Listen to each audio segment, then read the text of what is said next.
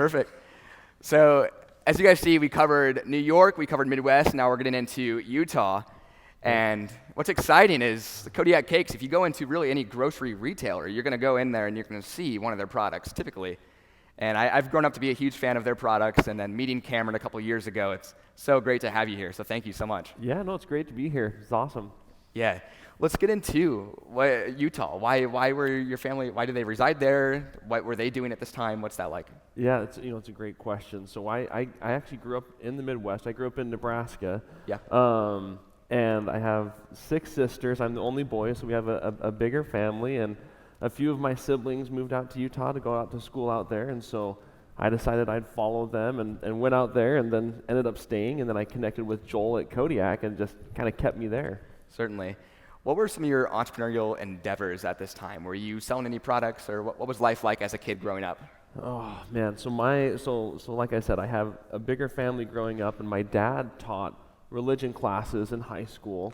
And so we didn't have a lot of money, and so while we were growing up, my dad did all sorts of jobs. I remember we did what was called worming. So you have this solution, and you pour it on the ground, and then at night a bunch of worms come up, and so you're grabbing them. So I did that with my sisters.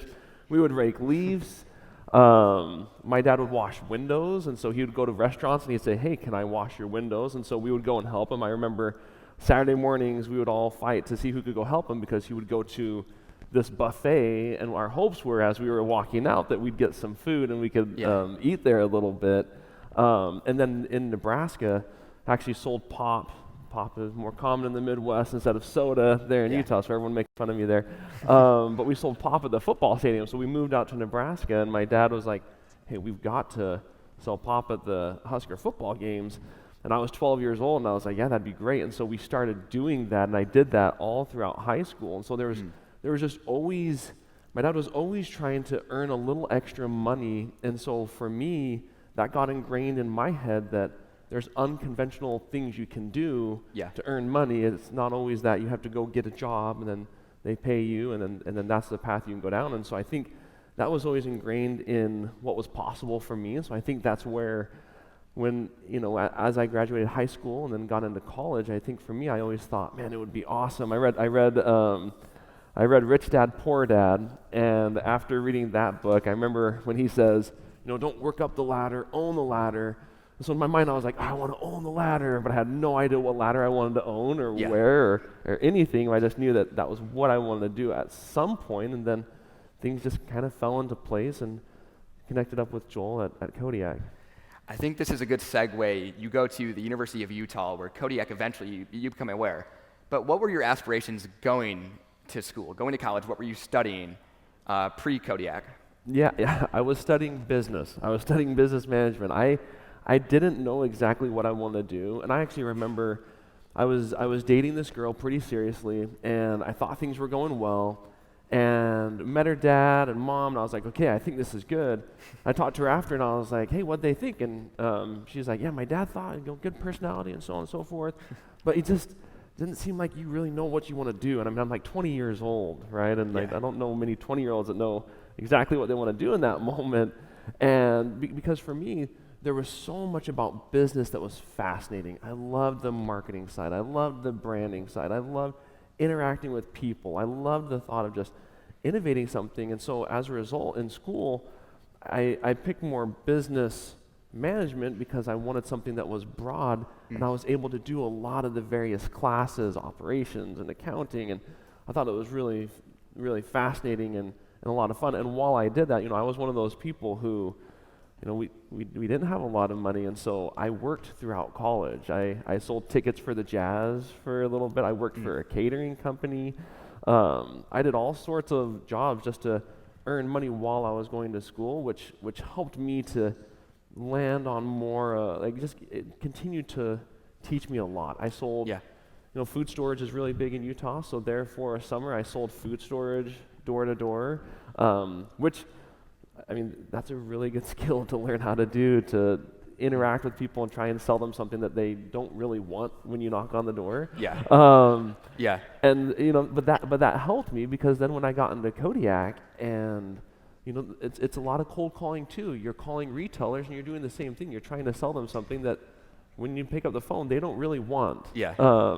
And so like that helped me to realize that no is, it's okay when people say no. I can just pick myself back up and go to the next door, or pick myself back up and pick up the phone and call the next person.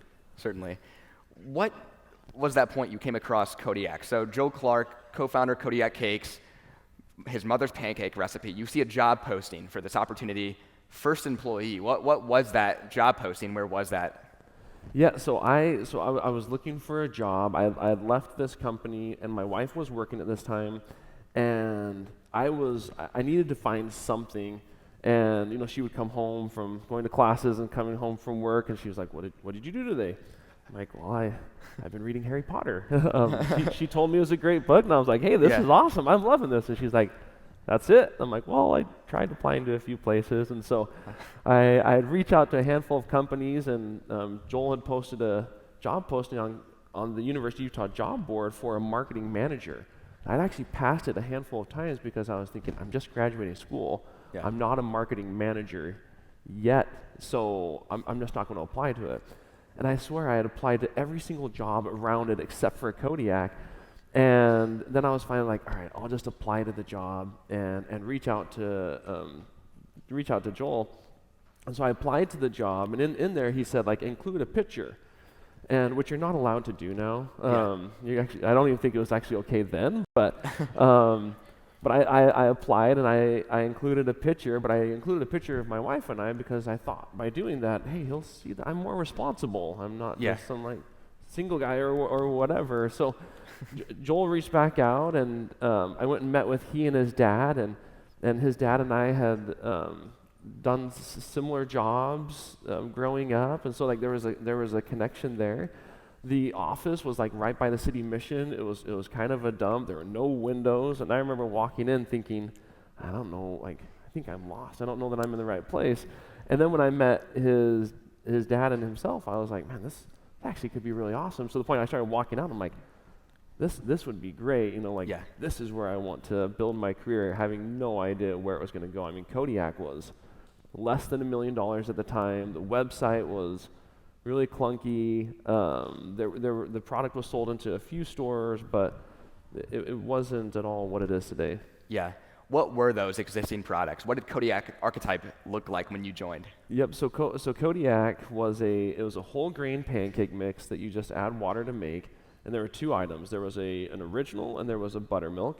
And then we had a brownie mix and a cookie mix. And so I saw that, it's funny because as you're graduating college and this, I've got to find like the place where I'm going to grow.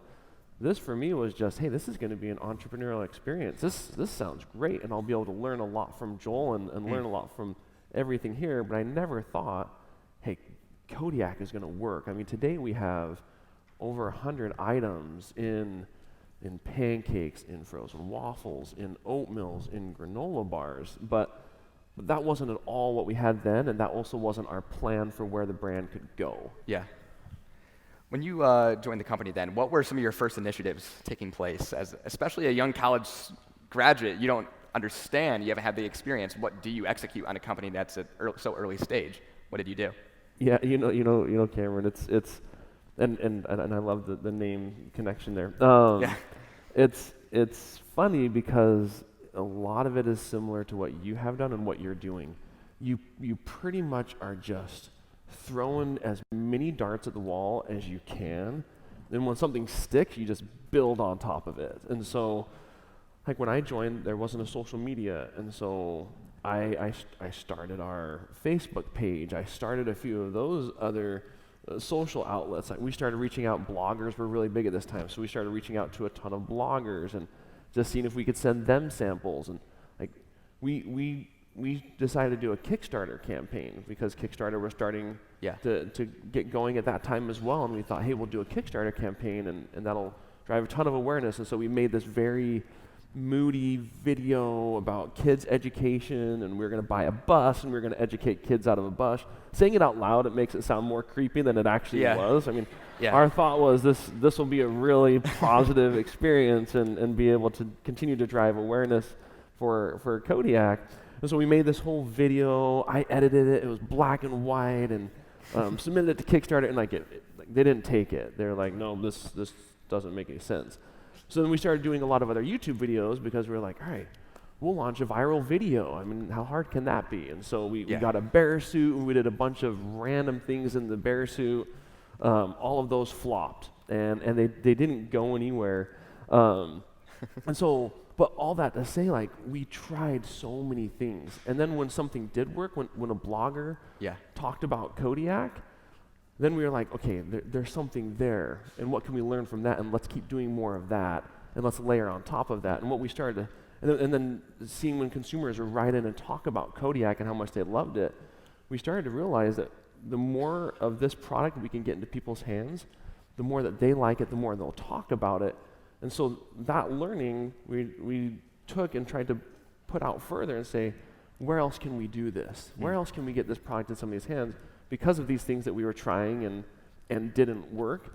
And so like it's funny because I think a lot of times, people want to know like, what's the one thing you did that's what took it off? And it's almost like we want a shortcut to that one thing.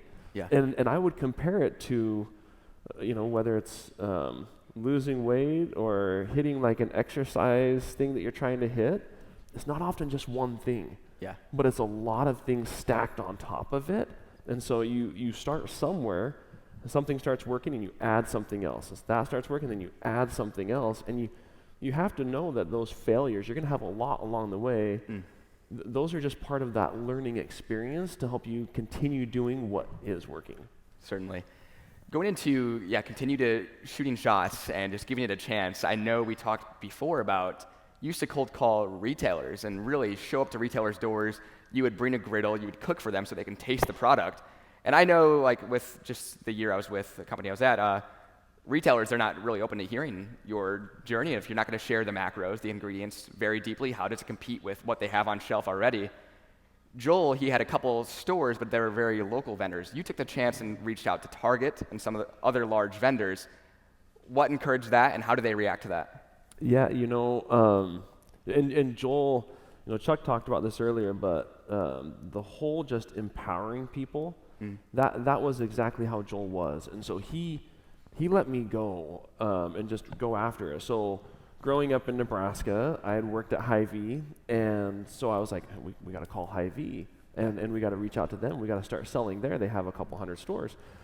And so I remember when I called the Hy-Vee buyer, and the buyer actually answered the phone, and I talked to the buyer, and then when I told Joel about it, his response was not, what are you doing? Why would you call them? That's not what you're supposed to do. I hired you for this job. But he was like, oh, that's cool. What'd they say?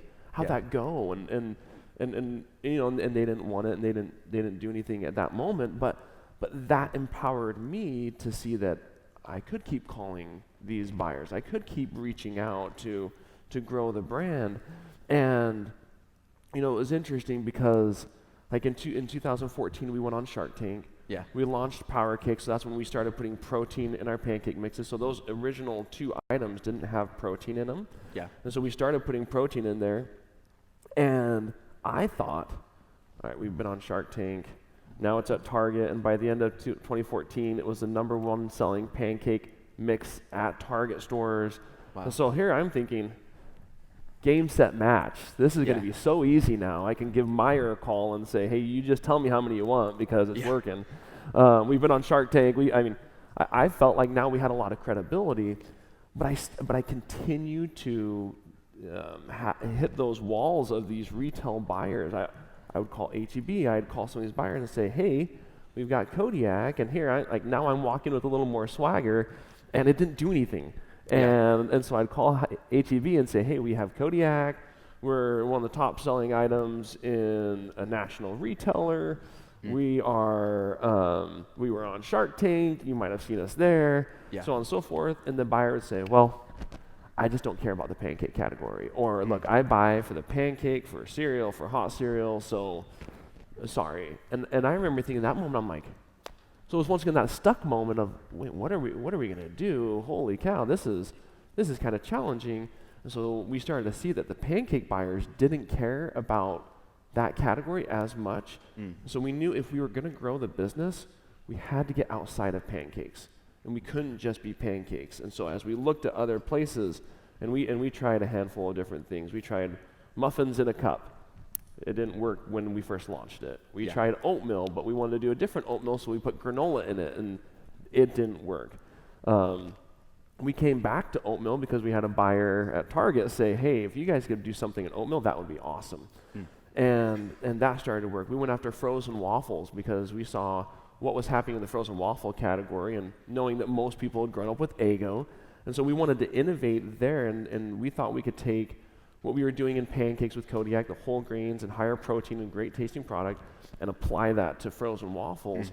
And it was working, but the challenge was, I mean, we stubbed our toe with pricing, with quality. We had challenges there. Capacity, we had challenges there. It's all, like, we figured all those out today. Yeah. But we knew that pancakes would not be the only way that we could grow the business, and so we had to go into other categories. There are people that I talk to today that, they'll say, man, I want to do what you guys did. And I'm like, well, you don't have to, because you're in a category that already is really big. You actually can focus here and get to where you're trying to go. For us, we had to go into other places. Yeah. It's really interesting. I know we talked the other day about kind of customer archetype, and based on different retailers, you're attracting different customers. Can you describe that customer funnel? So Costco is a lead into the family. Then that funnels their children into Target. Describe that customer archetype and how that funnel works with different retailers. Yeah, it's a good question, because I think, and it's similar to that. What's that one thing we could do? I had so there's a big food show every year, and I was talking to this guy at the food show, and he has a brand, and he's got great products, and he said to me, he's like, hey, or he asked, he said, what's the one retailer, if I could get any retailer, what's the one retailer I need? And I said, I mean, anyone that'll take you in. Yeah. And he's like, no, but like, what's the one retailer? And I'm like, look, if a retailer will bring you in, like, that's who you need to partner with. Yeah. Now, there are various retailers who can do a lot for the business. And so Costco, we knew, is one of the biggest retailers. But not only that, but when you're selling Costco, you're selling these big boxes. And so every time someone buys a unit at Costco, that's essentially 3 retail units, because it's so big. And so we did the quick math, and we're like, Costco's worth about 150 retail stores. And so just looking at the dollars, we were like, if we can get into Costco, that'd be great. And then Costco does a lot of sampling and demoing. Yeah. And so the other benefit we can get there is we can get a lot of sampling and demoing, so we get a lot of marketing without having to spend on marketing, because people are actually buying product. Yeah. And so it's like some of the best marketing you can do. So that was our initial thoughts getting into Target. What we discovered as we were getting there is that our consumer was right in line with the Costco consumer. The Costco consumers, their income is a little bit higher, and so spending on better food was easier for them, and they cared about it. We also saw that how they thought about their health and their family's health really aligned with the brand. And so as a result, Costco became a place that we really wanted to lean into. And Target also became that, because Target consumers were those millennial moms and dads, maybe with a few kids, maybe just starting a family, and then a lot of singles and college age students that cared about their health, cared about them eating a little bit better. And so as a result, Target and Costco were right in line with the type of consumer we would want for Kodiak, and that the brand resonated with them. Now, what I'd say is that wasn't intentional on our part. So we didn't say, hey, we've got to start here because this is our consumer. It was more just, hey, these are 2 great retailers, and they can help grow the brand. And what we saw over time is, well, I think the reason they worked so well there is because the consumer was right down the middle of the road on who a Kodiak consumer was. And so now today, the way we think about partnering with some of these retailers, we might think about that differently. And so Target, we may lean into promotions and partnership because how it aligns with our consumer, and Myers a lot that way too. So it's very interesting to think about who these partners are, because these partners are also selling your brand. Yeah. Because we sell online, but not as much, because we want to be in retailers. I would love to dive into that. I know it could be tough to find who your customer is solely on retail. Sampling is a great way to do so. What percentage of your business is direct to consumer, and when did you guys launch D2C with retail? Yeah, so it's funny, when I first joined, we sold some online, and I remember Joel telling me, like, within those first few weeks, and Chuck has like a 13-week Sweet Sound University and Kodiak. It was like one day, because we just were a lot smaller and didn't have the resources. But I remember that those first few days, Joel saying, "Hey, people love Kodiak, and they tell us all the time how much they love it." And here I'm thinking, okay, this guy has just been drinking this Kool-Aid for so long. Yeah. Because I didn't really know of it before anyways, but all right, whatever. And like the very next day, someone called in and said, "Hey, can you help me track my Kodiak order? I need my Kodiak cakes." And I'm like sitting here thinking, who did he tell to call? Like, is this one of his family members that he told to call? Like, hey, I've got this new kid. If you could call in and just like share your testimony of Kodiak, that'd be great. Yeah. But what I started to see is that call, other emails, like people loved Kodiak and they were passionate about it. And so we had been selling online there for a while. And then as we continued to grow, selling online was tricky, but it was important because we were staying close to our consumers and hearing directly from them how and what they thought about the brand. Yep. So as we started to grow, we said, man, we can't manage this as well. There weren't as many like fulfillment companies who could do this, and so we actually transitioned all of our online to Amazon. Wow. And if people would click on our website, they'd go to Amazon because we were like, you know what, that'll be easier for us to fulfill it, so we can just focus on the retailers and those partnerships and those relationships. As we've grown, we've taken a little bit more about that back, and our team's been really intentional about, hey, what's the experience that people get and that consumers get when they interact with our website, when they're purchasing something from us, because we know that that's super important, and there are specific consumers that will do that with food. It's not as common for consumers to buy food online, or at least it wasn't. And so now we're trying to be really intentional about that experience and how we show up there online. Today, online, our business is, we'll call it less than 10% of the business. Yeah. How does consumer feedback kind of drive innovation and product expansion? You mentioned granola, brownies, pancakes, but what does that process look like? Taking consumer feedback, expanding into new products, what's the prototyping process look like? What is that? Yeah, no, Cameron, that's a great question. Consumer feedback, it's huge. And it's huge for a couple of reasons. I'll share a story. We launched a muffin mix, and we were able to get more protein in this muffin mix and make it still taste great. I think we landed at around 18 grams of protein for like 2 muffins. So they were really packed with protein. They still tasted really good. Yeah. And we were doing a Costco roadshow, so just like a 4-day sampling event at Costco, where we ship in a bunch of product, and then we're pretty much putting it in bags and sending along with people as they buy it. And what I saw in that moment, so this is part of that listening to consumers, is I saw people walk up and say, "Oh, this is Kodiak? Awesome. I'll take these 3 and these 3," and just bag it up and just go without even sampling the product. I mean, we had samples right there, but for them, we had already built trust with them in the pancake category. And so for muffins, for them, this was a no-brainer that the product was going to taste great and deliver on everything they needed. And what Joel and I saw in that moment is our muffins were good, but they weren't great. And the texture wasn't awesome because we put a little bit too much protein in there. And I saw consumers just take it and just walk away with it. And so I thought, oh man, if every interaction is not a positive interaction, when they go home and cook that, that's on us, because they're now only going to think of the brand as a pancake brand. So that's one way of listening without actually asking a question of, hey, do you like it?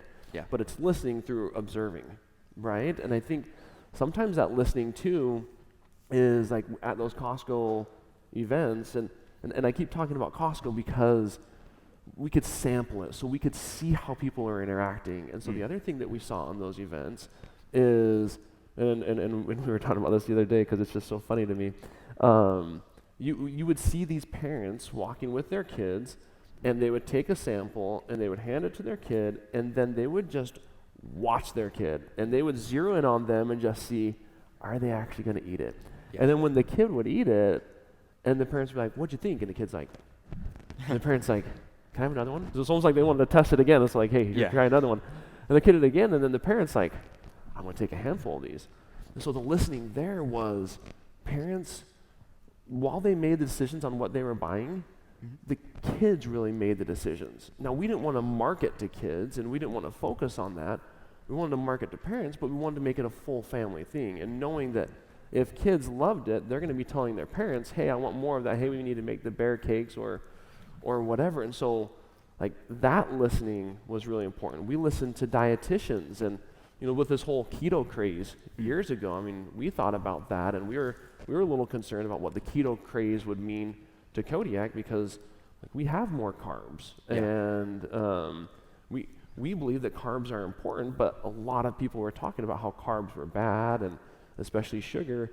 But we had dietitians that we worked with, and the dietitians said, hey, I don't like sugar alcohols. If you're gonna sweeten it, just put sugar in there, and I'd rather do that. And so we tried. So that was where we were really targeted in who we wanted to talk to. We wanted to talk to dietitians and say, hey, when you're talking to people, what are you talking about? What do they care about as we think about our products and as we think about innovation? And so all of this learning helped us to see that, hey, we want our products to be a little bit better than what's currently on the category. So when we launched frozen waffles, we didn't want to come out with a frozen waffle that was gluten-free, vegan, paleo, all the allergens, that had nuts and seeds and everything, because we didn't want to take the consumer all the way here, because we knew our consumer just wanted a little victory in the day for themselves or for them kids, and just to do a little bit better for them. They had ideals of things they wanted, and that was from listening. And so that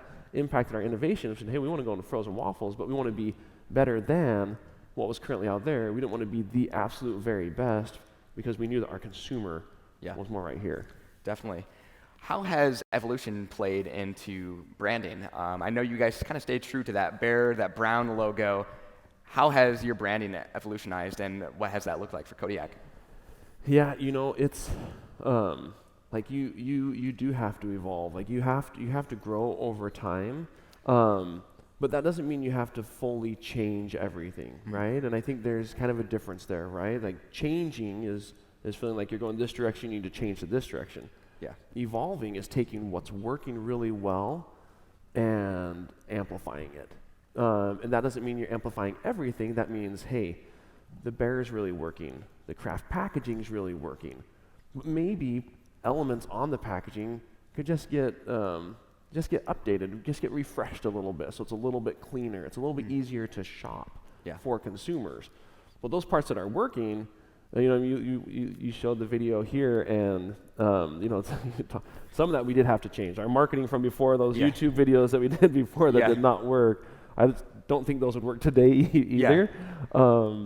But like we have a really good marketing team, we have a really good creative team, and they're staying on top of, hey, where do we need to go while still being true to the brand, while still being true to what we care about, which some of that's colors, a lot of that's tone and messaging. Years ago we wanted to be a brand that was very approachable, that was almost like a next door neighbor type of thing, a brand that you can trust, a brand that's reliable, a brand that you love, that doesn't feel alienating in any way. And now what we're doing is more, hey, let's be a little bit more intentional. Hey, let's really like stick our stake in the ground on here's what we care about, and let's be a little bit forward with it. And for Joel and I, it's a little uncomfortable, because we're like, well, we've always kind of been this way. Yeah. And so being like more forward can be challenging, but it's really important, because consumers want to know, what do you stand for? And what do you care about? And be really intentional about that, while still not alienating people. And so as we've evolved, trying to just really pick those things out that are working well and just continue to amplify those, and then you can build around it and build on top of it because you're going to have to do that every couple of years. Yeah. As we talked with Chuck, as a sole founder, how did it look working with Joel? As co-founder, how does your leadership principles align, the philosophy, what did you align on for Kodiak and your employees? What did the culture look like at Kodiak as well? Yeah, you know, and exactly like Chuck said, it's like you're in the people business, and it's all about people. And you know, so I was in a unique position because like we talked about earlier, I joined Kodiak, and I was an initial founder. Joel had done it, and his dad had helped him, and before that, his brother had actually started the business.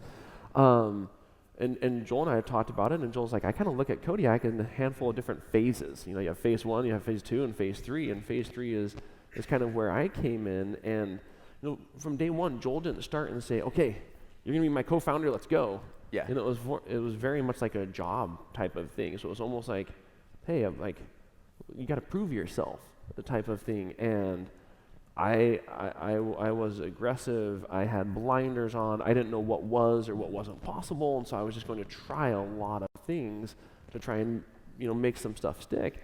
And so I think what Joel started to see over time is, man, he's like a good partner, and let's do this together. And as we started to bring people on, he was like, hey, let's do this, and let's have people report to us. And I was like, that's great, and it worked out, but that was through a lot of things working. And so I think sometimes we think, well, if I want to be a founder, I have to start my own thing. I didn't start Kodiak. Yeah. I joined and was really aggressive and was really supported, had a great partner in Joel, and so that really worked. But over time, as we started hiring more people, it was really hard when you're hiring people because we knew we had done things a certain way. Yeah. And so with retailers, whether it was Target or Costco, we had those relationships, but now we need to grow, and so we need to bring on some account managers to work with the retailers, and that was hard because we knew that we worked a certain way, and we wanted to make sure that people coming in worked a certain way as well with the retailers. And we had someone tell us one time, hey, you guys should probably put together like a set of values. I think like mission, vision, set of values, everything you learn in business school. Joel and I had both done that in school, but we never wanted to do that at Kodiak because we were like, oh, those are just like stale statements, they're on the wall, and we didn't want to do that. And so we didn't embrace a mission or vision or values for years. And it wasn't until this person was like, hey, guys, you really should have that. And we're like, yeah, actually, we probably should, because as we start hiring people, we want them to know like how we work with other people and how we work with people on our team internally. And there were a handful of little things that happened along the way that really drove us to what we call the Kodiak Code today, what that became. Because like we were in a Costco meeting one time, and the Costco buyer after the meeting, Costco was a significant portion of our business at that time, and after the meeting, the Costco buyer said, hey, thanks for being great to work with. Yeah. And Joel and I kind of looked at each other and we're like, and we said to the buyer, we said, are people not great to work with? And he goes, well, you'd be surprised. Yeah. And Joel and I were like, holy cow, like this. And so that became a part of our code. Be great to work with. And so we told our team, be great to work with other people and internally. If you're on operations, if you're on the accounting team, if you're on any of these teams, be great to work with. And so that became a big part of what we did. Chuck mentioned this earlier, and this was a big part of our code too, but empowering others.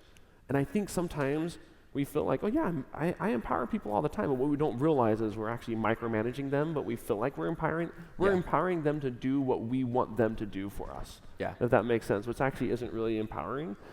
But that was super important to us, is let's hire great people and then let's empower them. And I saw this. We had a head of sales and our lead on the Costco account. This was right when we were transitioning the account fully to this guy, and he comes in with our head of sales, and they're like, okay, hey, we want to do this with Costco.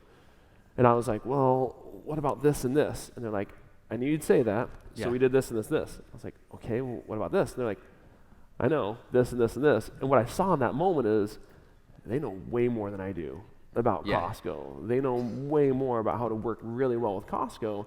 And so instead of me feeling like I have to own everything and I have to hold the reins really tight, I realized, oh, okay, that's what empowerment means. Mm. It means they know what they're doing. I still need to ask questions and still need to inspire them, but I also need to let them run, and I also need to let them just continue to grow. And so people can feel that, and people can tell when they're empowered. People can feel when you trust them and when they trust you, and like they can feel all those things. And when you have all those things working well, you're just going and you're just cranking, and it's fun. And people will say, "What's the culture?" And they can't really put their finger on it, but they're like, "I love it." And then what happens from there? If people in a culture love the culture and love the brand, then they're going to share that with everyone they're working with. So marketing people who are talking to consumers, you can tell that they love the brand. Operations people who are talking with our suppliers or talking with the retailers, you can tell they love the brand. You can tell they love what they're doing. Accountants or salespeople or any of these various roles and functions, when people love the team they're on, when they feel empowered, when they feel like they're growing and they're developing and they're doing meaningful work together, you're just humming, and it's just energizing, and it's exciting. And you look at some of the pictures of our team years ago at some of those food shows, and everyone just has these huge smiles on their face, and they're just excited to be there, and they're like, this is so cool. And it's like, they're working, but it doesn't feel like work because it just feels like, man, I am doing something cool. Incredible. You recently stepped down from your role as president. I'm curious on this transition. How has that been for you, especially being with Kodiak for so many years since the beginning with Joel? What has that transition been like for you? Yeah, it's hard to step away, and and we're still close to the business, but we've been doing it for so long, and now Kodiak it's over $500 million in retail dollars, and when I joined 13-ish years ago, it was around $1 million. So wow, that's a significant change, and that's going to alter a lot of different things. The business has, call it 130, 150 people, and so through all those changes, you're having to stay up with where the business is at.